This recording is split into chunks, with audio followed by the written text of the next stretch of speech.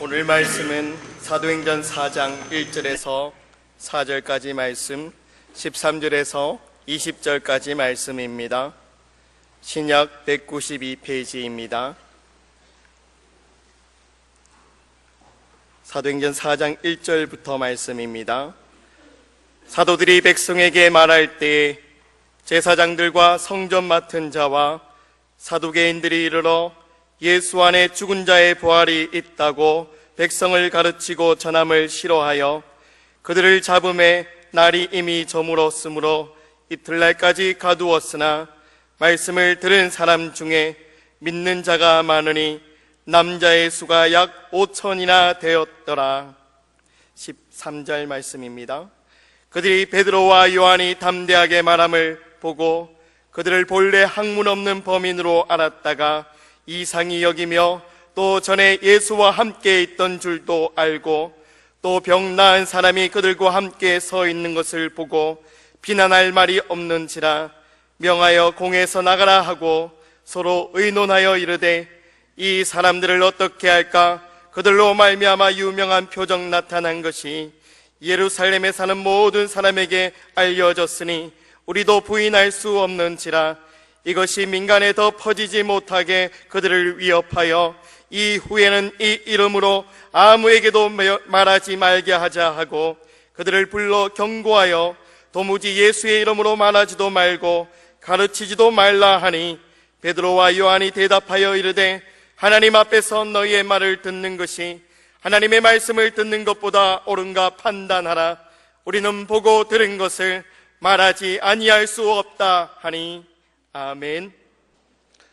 사도행전이 보여주는 바로 그 교회, 그 교회는 예수님으로부터 직접 훈련받은 사도들이 성령님의 도움을 받아서 이루간 교회입니다.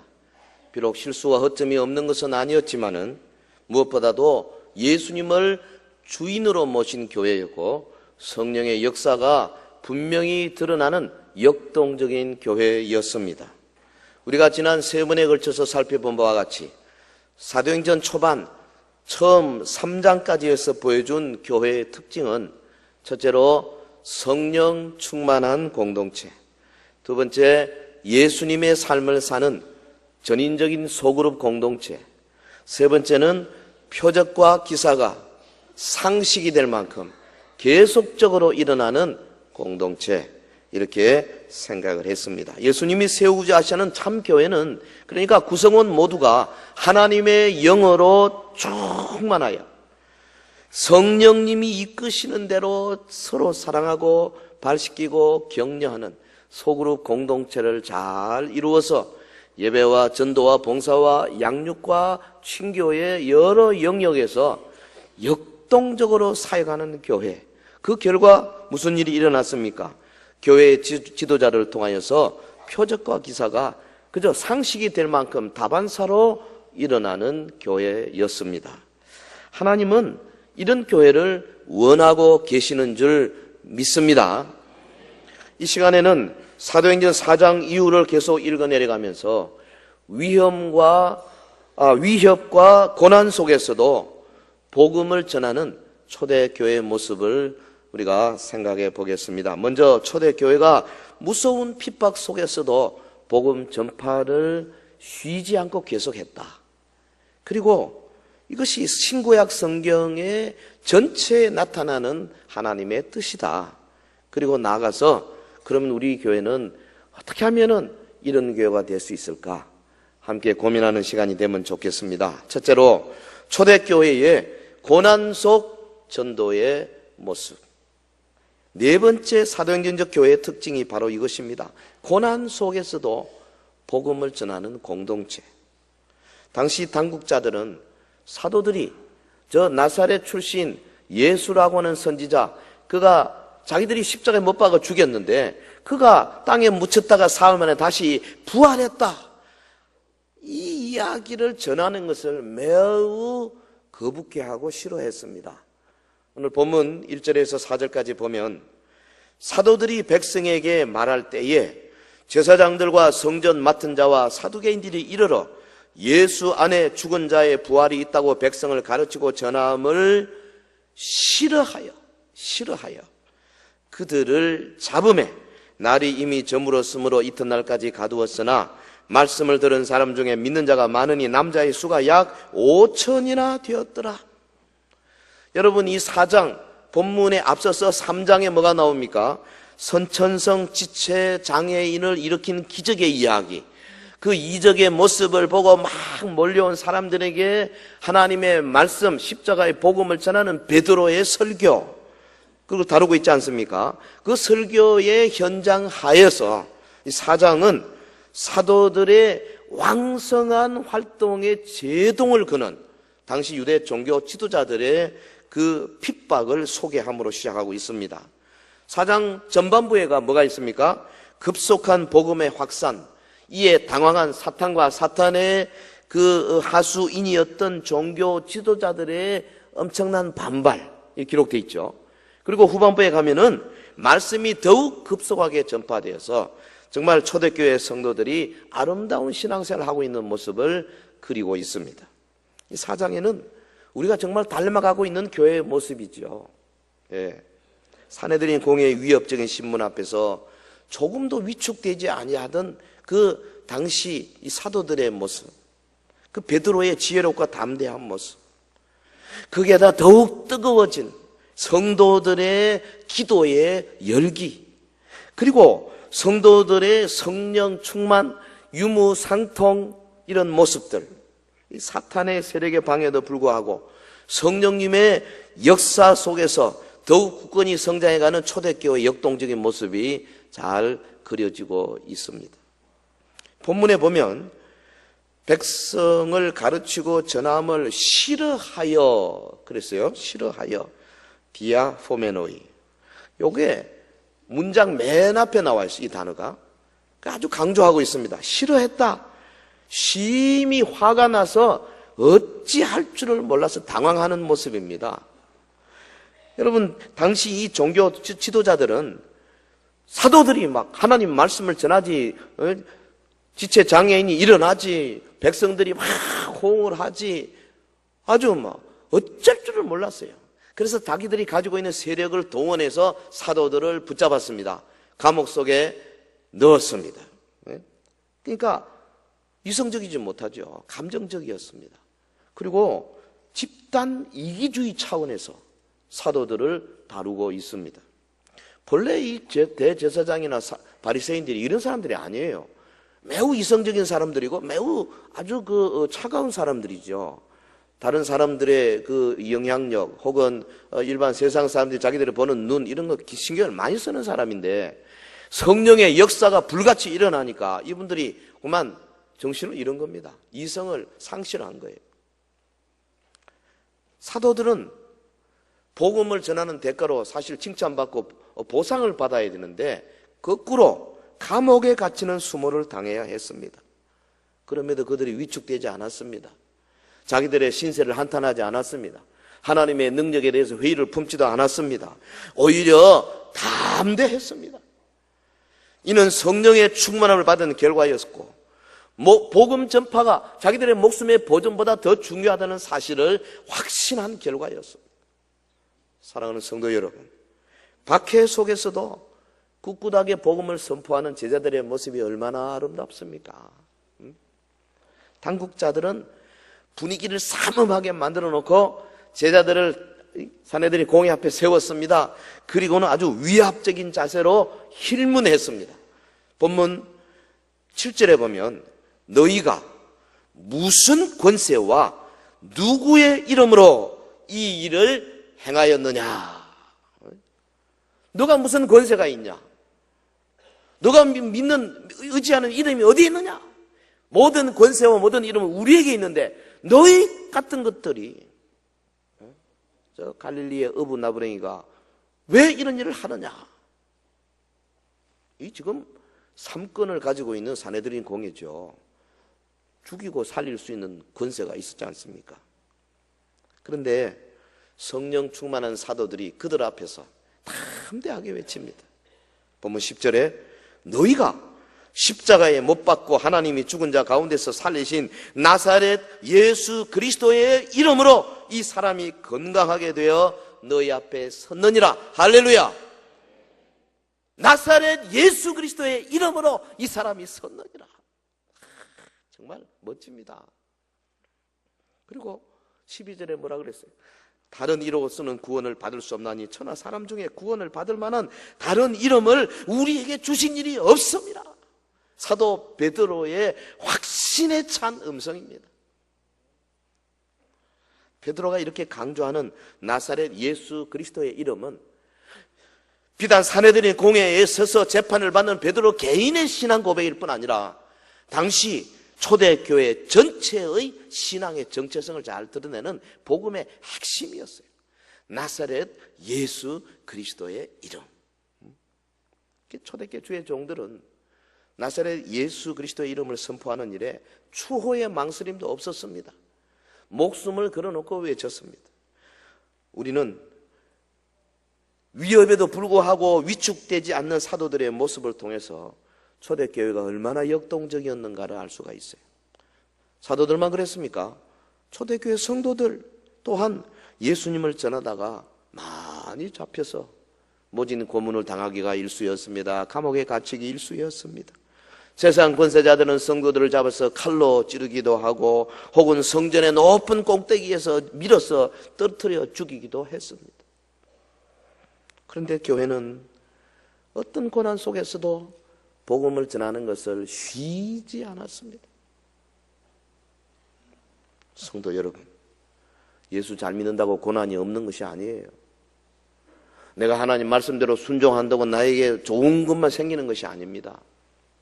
사도행전 교회의 성도들은 복음을 전한 대가로 칭찬과 명예와 보상을 받기는커녕 오히려 감옥에 갇히며 매맞으며 목숨을 내놓는 수모를 당해야 했습니다.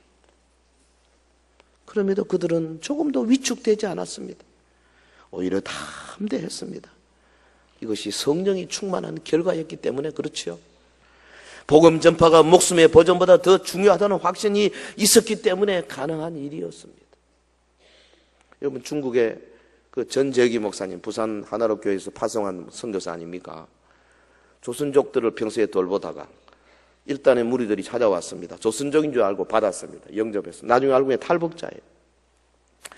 지금 중국은 탈북자들은 난민으로 인정하지 아니하고 자기 나라에 불법으로 들어온 자들, 그래서 죄인으로 봅니다. 그 죄인을 숨겨주면 그 벌이 있는 거죠. 그래서 공안 당국의 전재기 목사님 잡혔습니다. 70일 전에. 지금 갇혀 있습니다. 들리는 바에 의하면 적어도 7년 내지 8년 감옥 형을 받아야 한다고 듣습니다. 그래서 부산 시민들이 들고 일어나고 또 우리 탈북 난민 북한 구원 교회 연합이 들고 일어나고 전재기 목사 석방하라 여기저기서 지금 서명 운동하고 있습니다. 왜냐하면 거기 지금 중국에 수천 명의 우리 한국 선교사들이 있지 않습니까? 그분들이 다 마찬가지로 동일한 위험에 처해 있습니다. 탈북자들이 와가지고 날 좀 숨겨주십시오, 나 좀 살려주십시오 하면은 주의 종이 그걸 보고 모른 척하고 외면하고 레위인과 제사장처럼 그냥 지나가겠습니까? 사마리아인처럼 자기 나귀에 싣고 여관에서 싸매주고 기름 발라주고 그리고 이제 끝까지 보호해야 되는 거 아니겠어요? 그러면 중국 당국에서 죄인이 되는 거예요. 여러분, 한 영혼을 건지는 것이 얼마나 어려운 일인지 알 수가 없습니다. 오늘 우리는 전도한다고 뭐 별로 어려움이 없는 것 같아도요, 바로 2011년, 12년 9월 16일 오늘 현재 지금 중국에는 그런 일이 벌어지고 있다 이거 말이에요. 우리 서안에 있는 우리 선교사님도 그 똑같은 위험에 처해 있습니다. 언제 어떻게 될지 알 수 없어요. 초대교회 성도들처럼 정말 우리도 지금 가슴을 단단히 굳게 쥐고 어떤 고난이 와도 내가 복음을 전하고 죽어가는 영혼을 살리는 일에 절대로 물러설 수 없다. 담대한 확신이 필요한 시대가 오늘 이 시대라고 믿습니다. 자, 두 번째, 신구약 성경 전체에 있는 하나님의 뜻을 한번 보겠습니다. 인류 구원을 위한 하나님의 뜻은 너무 명확하죠. 요한복음 3장 16절, 하나님이 세상을 이처럼 사랑하사 독생자를 주셨다.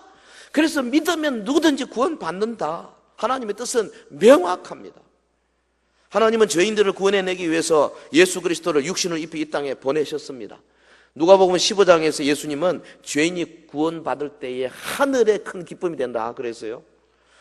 죄인 한 사람이 회개하면 하나님의 사자들 앞에 기쁨이 되느니라. 할렐루야. 여러분, 하나님께서 기뻐하시고 천군 천사들이 기뻐한다 그 말이죠. 이게 하나님의 뜻입니다.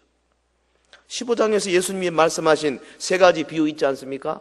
이런 양의 비유, 이런 드라크마의 비유, 이런 아들의 비유. 이게 다 뭡니까? 한 주제입니다. 무엇인가를 잃었다가 다시 찾았을 때의 기쁨, 이 주제지요. 여러분, 죄인 한 사람이 회개하는 것이 왜 이렇게 큰 기쁨이 되는가? 그것은 하나님께서 영혼을 사랑하시기 때문에 그렇죠. 영혼을 귀하게 여기시기 때문에 그렇습니다. 마가복음 8장 36절에 사람이 만일 온 천하를 얻고도 자기 목숨을 잃으면 무엇이 유익하리요? 사람이 무엇을 주고 자기 목숨과 바꾸겠느냐? 목숨이 중요합니다. 에스겔 18장 23절 주 여호와의 말씀이니라 내가 어찌 악인이 죽는 것을 조금인들 기뻐하랴 그가 돌이켜 그 길에서 떠나 사는 것을 어찌 기뻐하지 아니하겠느냐. 여러분, 하나님은 우리 영혼을 지극히 사랑하십니다. 근데 우리 세상 풍조는 다르지 않습니까? 이 세상 영혼의 가치를 잘 알지 못합니다. 물질이나 명예를 잡으려고 광분하고 있습니다. 하지만 온 세상을 다 가진다 해도 영혼의 상실을 보상할 길은 없는 거예요.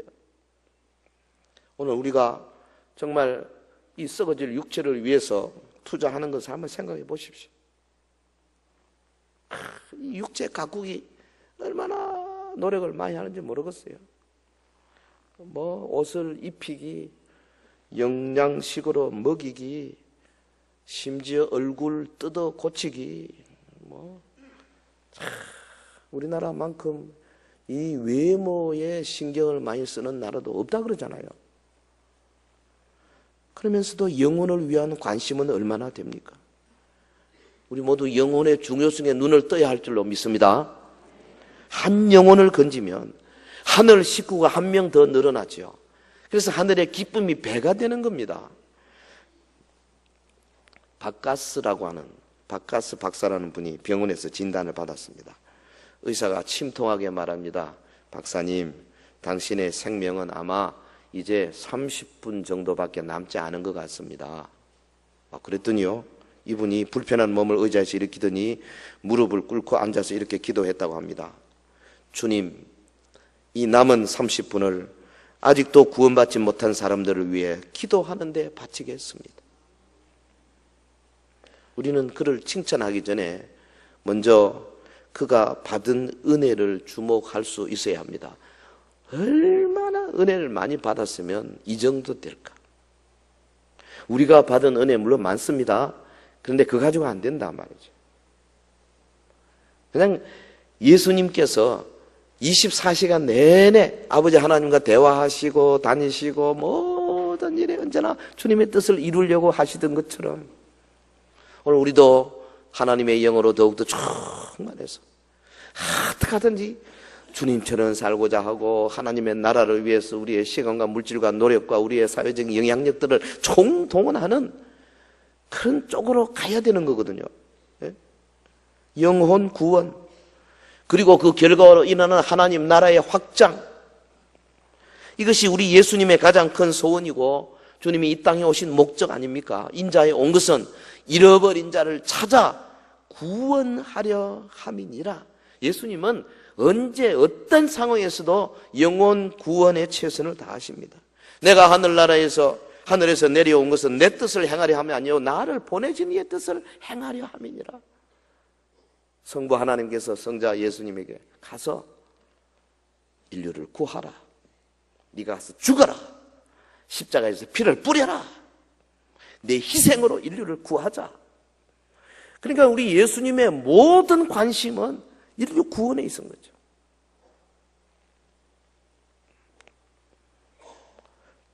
(3년) 반이나 따라다니는 제자들하고는 영 달랐습니다.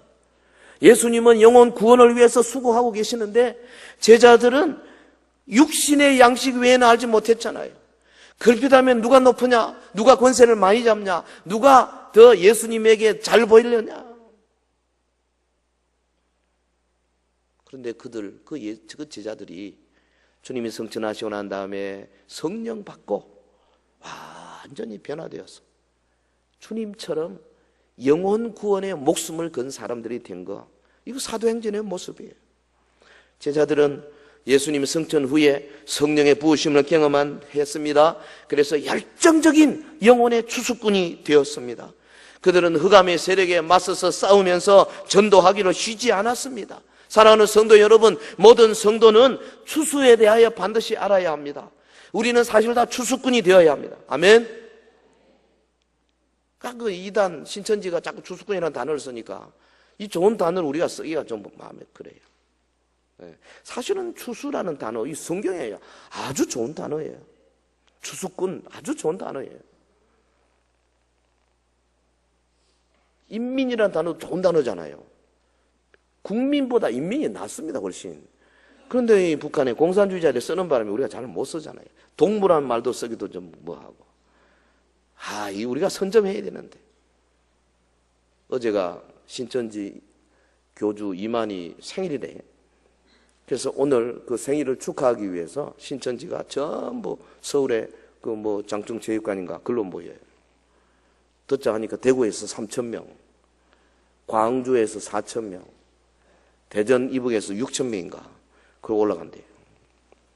그래서 저한테 온 문자 메시지 보니까 오늘 빠진 사람을 잘 조사해봐라.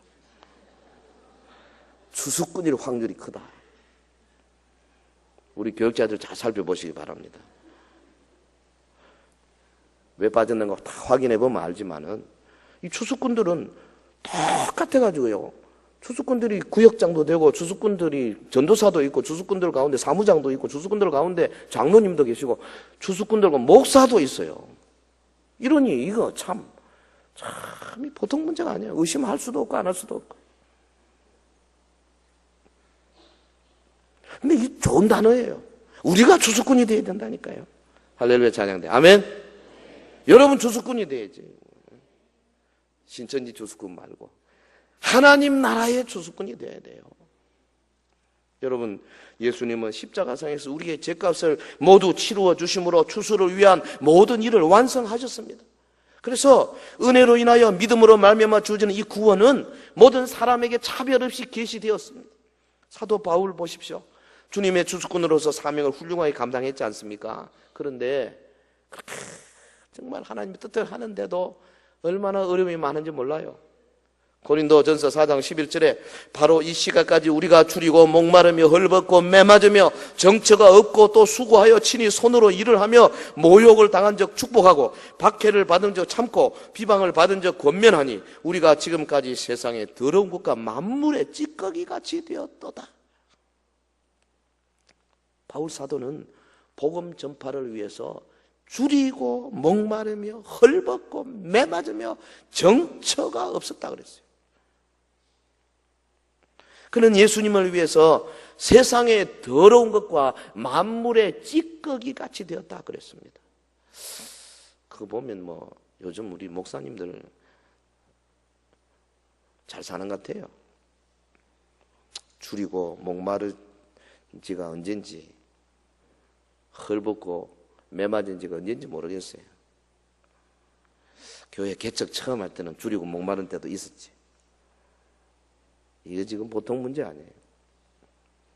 우리가 전반적으로 우리 모두가 다 지금 이 자본주의 사회에서 나도 모르게 우리의 의로운 심령을 해쳐가고 있는 사회에 살고 있습니다. 그래서 우리가 끊임없이 하나님의 말씀으로 돌아가야 합니다. 바울은 복음 전파를 위해서 그렇게 살았습니다.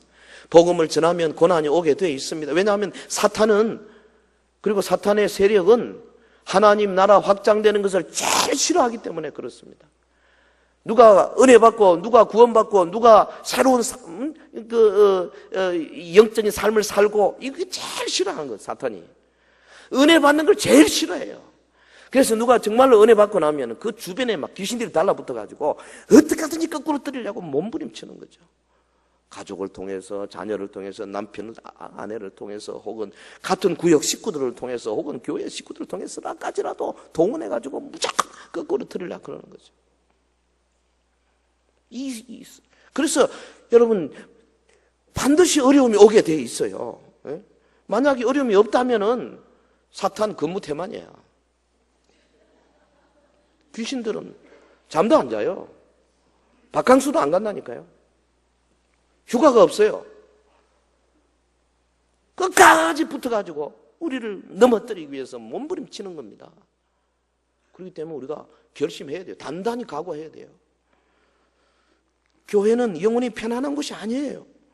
진정한 주님의 교회는, 주님이 재림하시기까지는 불 속에 들어갈 수밖에 없어요. 위기 속에 들어가는 게 교회예요. 당연한 겁니다.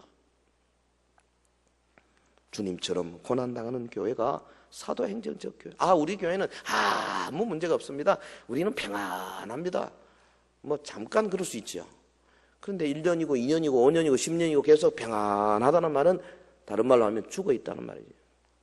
아무것도 안 하고 있으면요, 사탄이 건들 필요가 없죠. 뭐 어차피 죽어 있는 거. 여러분, 전도 안 하는 성도들은 사탄이 별로 안 건듭니다. 신경 안 씁니다. 놔둬봐야 뭐 재생산 못하니까, 불임자들이니까 내버려 둬버려요. 그런데 열심히 뭔가 해보려고 그러고 사역에 막 뛰어들고 이러면요, 가만 안 둬요. 그래서 고난이 온다. 내 잘못으로 오는 고난 말고요, 하나님의 일을 하고 전도하고 기도하고 주의 성령의 인도받아서 일하고 할 때 고난이 올 때는 기쁘게 받아야 합니다. 사도들은 자기가 일하면서 능력받을 때에 하나님이 나를 능력받기에 합당한 자로 여겨주셨구나, 그래서 기뻐했다 그랬지 않습니까? 여러분, 감사한 것은 이 고난받는 성도들을 위해서 예수님이 그만두시지 아니하시고 그것을 이길 수 있는 영적인 능력을 주시는 거. 할렐루야. 이게 감사한 거죠. 교회는 고난을 겪으면서도 굴복하지 않냐고 세상을 변화시켜 나가는 영적인 공동체입니다. 여러분, 교회의 진정한 모습은 복음 전파 때문에 고난받지만은, 그러나 그 고난을 통해서 오히려 더 쑥쑥 자라 올라가고 더 많은 일을 하게 되는 것이 교회예요. 오늘도 주님은 천국 백성을 부르시는 일에 있어서 어떤 이적만으로 역사하지도 아니하시고 천사를 통원해서 하지도 아니하시고 오히려 땅에 있는 교회의 일꾼들인 목사, 장로, 집사, 권사, 주일학교 교사, 이런 분들을 통해서 일하십니다. 이사야 52장 7절에 복된 좋은 소식을 가져오며 구원을 공포하며 시온을 향하여 이르기를 네 하나님이 통치하신다 하는 자의 산을 넘는 발이 어찌 그리 아름다운가. 하나님 보실 때요, 우리 아파트 전도 혹은 병원 전도, 우리 목요팀, 또 파라솔 전도팀들, 우리가 그 구역에서 오이코스들이 나가서 이제 각 구역으로 전도해 오는 그런 발걸음을 보시고 어찌 그리 아름다운가. 영어식으로 표현하면 How beautiful it is. 얼마나 아름다우냐, 그렇게 말씀하신다는 거예요. 각선미가 날씬하고 높은 힐을 신고 뭐 요즘 좋은 비싼 옷 입어야 아름다운 게 아니에요. 그 발이 무슨 목적으로 어디로 가고 있느냐에 따라서 아름다우냐 추하냐가 딱 결정되는 겁니다. 사랑하는 성도 여러분, 사도행전적 교회는 극심한 고난 속에서도 지치지 아니하고 복음을 전하는 공동체였습니다. 초대교회 성도들은 고난을 겪으면서도 그 자리와 타이틀에 연연하지 아니하고 계속 복음을 전했습니다. 우리 서연교회는 어떤 어려움 속에서도 복음을 전하지 않은 공동체가 되어야 할 줄로 믿습니다. 대구시의 여러 아파트 단지, 우리 주변에 둘러싼 주택 단지들, 수많은 학교들, 거리에 넘쳐나는 사람들, 주님을 모르는 그들이 우리가 붙들고 울어야 할 우리의 교구라는 사실을 놓쳐서는 안 될 것입니다. 자, 세 번째, 그러면 어떻게 하면 우리가 고난 속에서도 복음을 전하는 공동체가 될 수 있을까? 여러 가지 말을 할 수 있죠. 성경에 뭐 너무 많으니까. 그런데 저는 오늘 마가복음 2장에 예수님께서 네 사람이 침상에 메고 온 중풍병자, 그걸 고치는 그 이적의 장면을 통해서 한 세 가지만 뽑읍시다. 그들은 예수님 앞으로 병자를 데려오기 위해서 예수님이 있는 집에 왔더니 군중들이 너무 많아가지고 할 수 없이 2층으로 올라가서 그 옥상 지붕을 뚫고 병자를 달아내렸어요. 쉬운 일이 아니죠. 땀이 뻘뻘 났을 겁니다. 먼지가 부스거렸습니다. 줄을 달아내리는 때 조심조심 예수님이 이들의 믿음을 보시고 그 중풍병자를 바로 그 자리에서 고쳐주셨어요. 기적의 현장에 보이는 세 가지, 이 시대 우리 복음을 전하는 교회에 필요한 것이 뭔지를 볼 수가 있어요. 첫째 뭐냐 하면 침상을 맨 사람, 들것을 맨 네 사람입니다. 다른 말로 하면 병든 영혼을 지극히 사랑하는 헌신된 일꾼들이죠. 우리 교회가 정말 고난 속에서도 복음을 전하는 교회가 되려면 그 영혼을 사랑하는 헌신된 일꾼들이 절대 필요합니다. 할렐루야. 일꾼들이 필요해요. 우리 전도국에 있는 전도팀들이 첫 번째 일꾼이라고 생각해요. 그럼 난 전도팀 전도도 안 하고 그러는데 어떡하냐? 여러분 섬기는 구역에서 그 일꾼이 되십시오. 중풍병자를 침상에 메고 혼자서 힘드니까 네 사람이 네 기퉁이를 들고, 응? 자기도 자기 코나를 다 들고 벌써 그 집에서 메고 오는 것도 힘들어요. 그런데 예수님이 있는 자리에 군중들이 너무 많아가 들어갈 수가 없어. 위로 올라가 옥상에 올라가서 거기서 뜯어내고 내리려고 하는데 그게 보통 일이겠어요. 대화를 하고 어떻게 하면 좋겠나 서로 논의하고 그리고는 힘을 들여서 어떻게든지 이 영혼을 예수님 발 앞으로 데려다 놔야 된다. 오직 한 가지 목적을 위해서 최선을 다했습니다. 예수님이 뭐라 하면 이들의 믿음을 보시고 그랬어요. 그러니까 이 여러분 전도도 이 믿음으로 하는 거예요. 한 영혼을 구하기 위해서 이 정도 헌신된 사람들이 우리 교회에 필요합니다. 할렐루야. 오늘 우리 11월 둘째 주가 오이코스 초청 전도 집회 날입니다. 1부, 2부 그리고 오후 예배까지 우리가 오이코스 초청해서 전도하려고 합니다. 침상 내 기퉁이를 내 코너를 내가 책임져야 돼요. 그래서 어떻게든지 이 영혼을 주님 앞으로 인도하리라. 그런데요, 현대 교회는 구경꾼은 많은데 영혼 구원, 영혼 추수에 헌신하는 추수꾼이 너무 적은 것이 문제입니다. 우리에게 지금 필요한 것은 말꾼이 아니라 일꾼입니다. 우리에게 필요한 것은 훈수꾼이 아니라 사역자입니다. 우리에게 필요한 것은 지도자가 아니라 섬기는 자입니다. 먼저 믿은 우리가 길 잃은 영혼들에 가지 않으면 그들은 결국 저 가운데서 멸망할 수밖에 없어요. 그들을 살리기 위해서는 오늘 교회에 이 소수의 사람들에게 맡겨놓고 뒷짐지고 있으면 안 되겠다는 거죠. 가슴 아픈 것은 오늘날 이 교회의 추수의 날 주님이 재림하신다는 징조가 나타나고 이 종말의 사인이 이렇게 거의 다 왔는데도 불구하고 거의 대다수의 사람들이 예수님 재림의 날까지 뭐 특별한 것보다도 그냥 현상 유지에 만족하고 있다는 사실입니다. 기회가 되고 부랴 아무리 외쳐도 그냥 자고 있는 거죠. 아니 지금 태풍이 불어온다 그러면은 북상 요번에 오는 태풍이 꽤 큰 태풍이 온다는데 그러면 뭐 비닐하우스나 뭐나 좀 까매고 넘어갈 거 또 간판 떨어질 거 조심하고 이렇게 해야 당연한 거 아니에요? 근데 연히 방 안에 앉아가지고 고스톱이나 치고 앉았으면 어떡하자는 거예요? 너무 안일한 삶을 살고 있는 것 같아요. 변화를 두려워합니다. 그러나 주님은 지금 영혼 추수를 위해서 적극적으로 나서는 사람들을 부르고 계시는 줄 믿습니다. 네 사람의 그 코너에 침상을 드는 사람이 필요해요. 그리고 그 사건에 보면 구멍이 뻥 뚫린 지붕이 보이지 않습니까? 이거 뭘 의미합니까? 복음을 전하는데 어떤 장애물이라도 우리가 그것을 넘으려고 하는 힘, 그 강한 의지 이런 게 있어야 된다는 거예요. 하나님께서요 우리에게 원하시는 게 바로 이것입니다.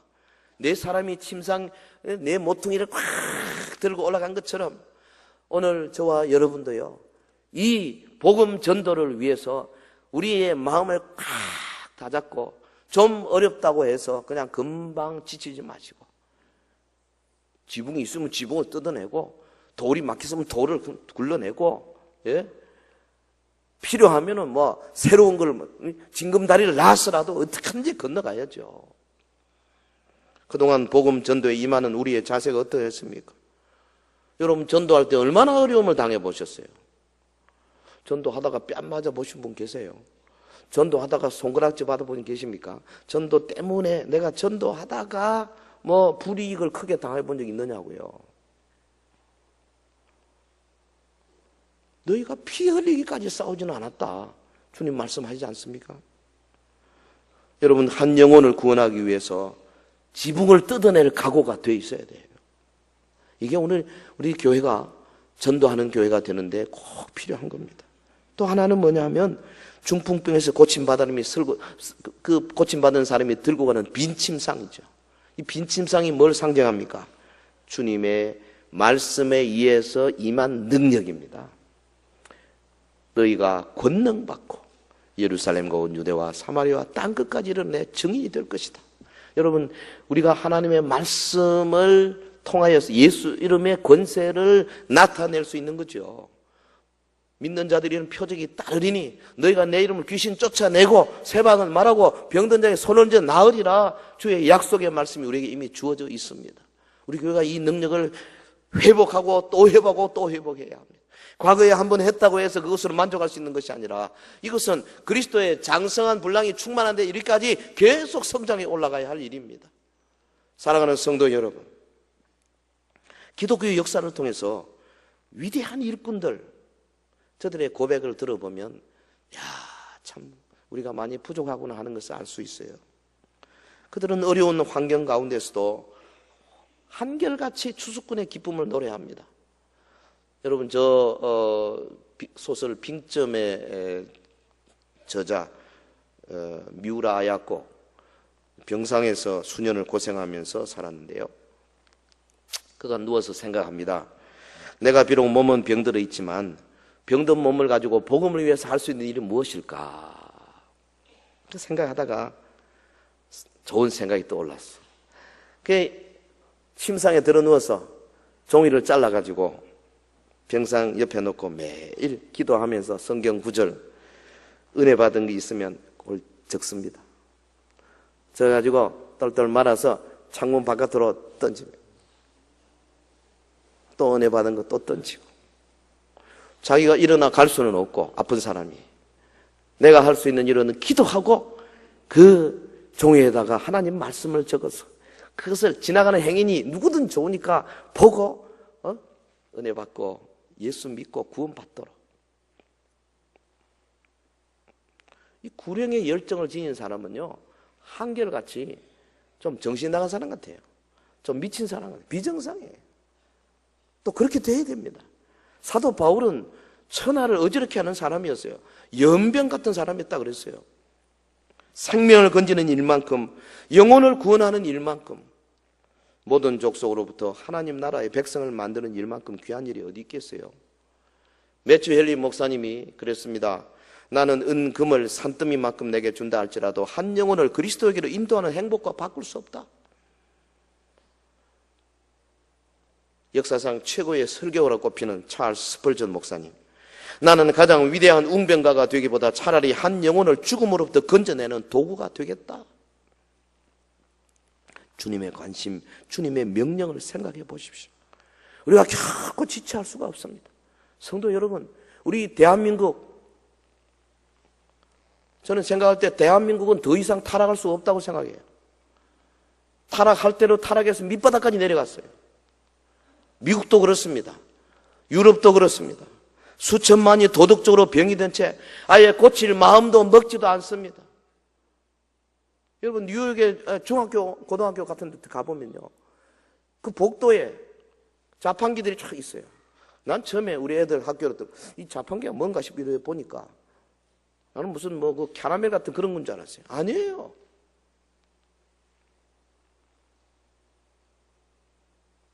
콘돔이에요. 콘돔. 중학생들 학교에. 왜 이런 거 있어? 에이즈를 예방한다고. 지금 세상이 이 정도 됐습니다. 제 딸애가 다니던 그 콜롬비아 유니버시티 그 기숙사에 한번 가보니까 이 기숙사가요 남녀 혼숙이에요. 이건 뭐 화장실도 남녀 같이 쓰고요. 아니 샤워장이 남녀가 같이 쓰더라니까. 아 세상에. 그래서 우리 딸애 보고 물어봤어요. 야 이거 괜찮냐? 뭐 어때? 뭐 어떠냐 아빠? 그만큼 이 지금 성적으로 완전히 갈 때까지 갔어. 요즘 우리 사회에 뭐 성폭력이니 뭐 성추행이니 뭐 계속 나오지 않습니까? 그것은 사실 빙산의 일각이에요. 죄악의 물결이 전례 없는 파고로 넘실대고 있습니다. 하나님을 대적하고 교회를 조롱하고 영혼을 멸망시키고 인간사의 대를 휩쓸고 있습니다. 여러분 사람들이 오늘날처럼 마귀에게 자기의 영혼을 염가로 도매금으로 팔아먹는 적이 언제 있었습니까? 과연 우리 중에 오늘날의 엘리사는 없는지 모르겠어요. 김영성 사탄이 수십억의 영혼을 사슬로 결박해서 지옥으로 가는 마차에다 매달아 끌고 가고 있는데 오늘 교회는 별로 거기에 감동도 없어. 하나님의 교회를 향하여 온갖 조롱의 손짓을 하고 있는데 우리는 그냥 신통한 장면을 보듯이 구경만 하고 있을 작정입니까? 이웃의 강도 만난 자들이 어찌할 줄 모르고 생명을 구원하기 위해서 우리에게 손짓하고 있는데 우리가 무관심하겠습니까? 20만 명 되는 탈북자들이 중국에서 지금 헤매고 있으면서 중국 공안 당국이 잡으러 다닐 때에 여기저기 소문나고 난리 법석을 현재 지금 하고 있는데 잡히는 대로 북송당하고 있는데 그동안 한국교회는 다 침묵하고 있었습니다. 여러분 그래서 이게 한국에 다 정말 굽이 우여곡절 끝에 한국으로 들어와서 이 땅에 있는 탈북자들이 한결같이 욕하는 게 뭐냐면 한국교회 뭐하고 있냐는 거예요. 차라리 미국에 있는 혹은 외국에 있는 우리 한국 코리안 아메리칸들 한국교회들은 북한의 인권법 제정을 위해서 수년 전부터 미국의 의사당과 미국의 백악관에 로비하고 돈 많이 쓰고 그러고 있는데 휴전선 바로 밑에 있는 우리 한국교회는 그동안에 사실 잠잠한 것이 사실이거든요. 영혼을 사랑하고 어려운 이웃을 향하여서 분기탱천하는 도저히도 참을 수 없다고 하는 그런 마음이 있어야 되거든요. 이 세상은 어떤 의미에서는 해골 골짜기와 같습니다. 에스겔 골짜기에 수많은 뼈들처럼 이 땅에는 생명 없는 시체들이 우글거리고 있습니다. 그들은 걸어다니고 말하는 뼈들이지만 사실은 영적으로 보면 죽은 뼈들이라 그랬어요. 에베소 2장 1절에. 이 뼈들은 알게 모르게 우리에게 생명을 달라고 호소합니다. 며칠 동안 물을 주지 않아서 화분에 그 화초가 시들어갈 때 우리 눈에 어떻게 들립니까? 물 하고 있잖아요. 그와 마찬가지로 이 죽어가는 영혼들이 우리에게 생기를 달라고 그렇게 읍소하고 있지 않습니까? 우리는 이 영혼의 호소를 들을 줄 알아야 합니다. 그들을 살리고 싶은 한 뜨거운 마음을 품어야 합니다. 우리 11월 둘째 주 이 정말 오이콧 소정잔치 금년에는 정말 힘을 한번 발휘해야 되겠어요. 이를 위해서 먼저 우리가 산뼈가 되는 것이 필수적입니다. 성령으로 충만해지는 것이 무엇보다 중요합니다. 예수 그리스도의 이생의 피가 속죄의 피인 것을 내가 믿음으로 인정하고 내가 먼저 갈보리로 가야 한다 그 말이죠. 진실로 우리는 무릎으로 갈보리 언덕을 기어오르며 겸비한 마음으로 십자가의 깊은 의미를 탐색해 보아야 되겠습니다. 교회가 먼저 회개해야 합니다. 그러면 세상이 부서질 것입니다. 우리 교단도요, 내일부터 금요일까지 총회하는데 솔직히 이번 총회 어렵습니다. 엄청 큰 사건들이 기다리고 있습니다. 그 사건들 다 조사해 보면 전부 세속적인 것들입니다. 다 세상 것들과 구별하지 못해서 일어나는 아주 지저분한 것들이다 그 말이죠. 우리 교단도 타락할 대로 타락했다고 나는 생각해요. 이대로는 살 수가 없다고 생각합니다. 여러분, 목사와 중직자들이 먼저 눈이 붓도록 울어야 합니다. 그러면 우리의 예배 자리에 눈물 흘리며 자복하는 통회자로 가득 차게 될 것입니다.